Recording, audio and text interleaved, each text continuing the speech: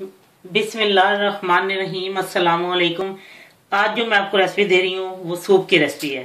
सर्दियों का आगाज हो चुका है और खास तौर पे बच्चों को तो ये सर्दियां शुरू होते ही उनके नाक बहने शुरू होते हैं, जुकाम उनको लग जाता है। तो कई दफा मुझे माओ ने रिक्वेस्ट किया कोई ऐसी भी चीज बताएं जो बच्चों के लिए उनके जुकाम से बचाव के लिए या ठंड से उनके वो कोई चीज बताएं, कोई ऐसी चीज सूप हो या कोई चीज।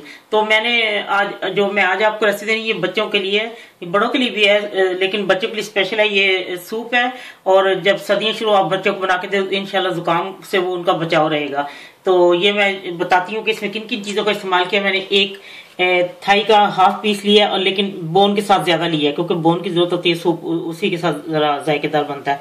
वो मैंने एक पीस लिया है और एक छोटे साइज की गाजर है वो उसके मैंने पीस कर लिए हैं। एक टमाटर लिया है मैंने, उसके छोटे साइज का जो होता है टमाटर वो मैंने आधे से थोड़ा ज्यादा लिया, उसके 4 पीस कर लिए हैं 5।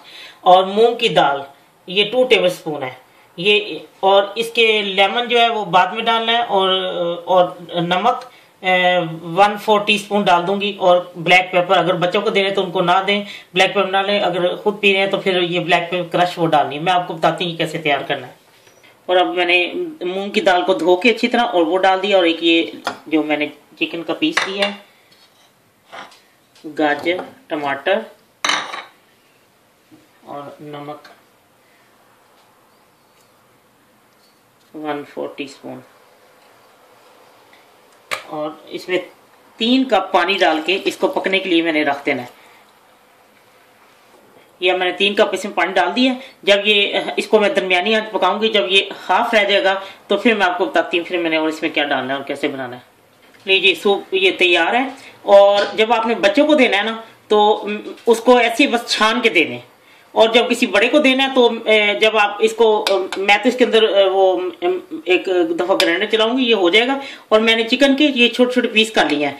जब बच्चों को आपने देना इससे छान के और काली मिर्च और लेमन डाल के थोड़ा सा दे दे। अगर वो काली मिर्च पीरे के साथ पी रहे तो ठीक है, तो उन चाय की तरह पीना है। लेकिन जब किसी बड़े ने लेना जाहिर है वो फिर थोड़ा सा उनको ज्यादा थोड़ा सा खाने का भी होता है, तो इसलिए ये इसको मैं आपको बताती हूँ। मैं इसको इसके बीच में एक दफा ये मशीन के साथ इसको मैंने चूल्हे से उतार ली है और अब मैं इसके अंदर थोड़ी सी मशीन चला दी ताकि ये सब मिक्स हो जाए। मैंने इसमें वो सारा उसको मशीन के साथ उसको पेस्ट बना लिया था और फिर भी उसको छान लिया क्योंकि वो उसके जो कोई मोटा एक पीस रह गया या जैसे टमाटर की छिलके हैं तो वो उसके छाननी के अंदर रह गए थे। और मैंने इसमें ब्लैक पेपर क्रश डाली है। और बच्चों को आपने बिल्कुल बस ऐसे जैसे आपने पकाया है उसी तरह आपने उनको कप में डाल के दे देना। जाहिर है बड़े जब खाएंगे तो उनको होता है साथ थोड़ा सा कोई चीज भी होनी चाहिए, कोई वेजिटेबल या कोई मीट वगैरह। तो ये चिकन के जो मैंने उसको बीच में उबाल के उसको निकाल के उसके छोटे छोटे पीस कर लिए, ये भी डाल दिया। और लेमन जूस ये देखिए बेहतरीन सूप तैयार है।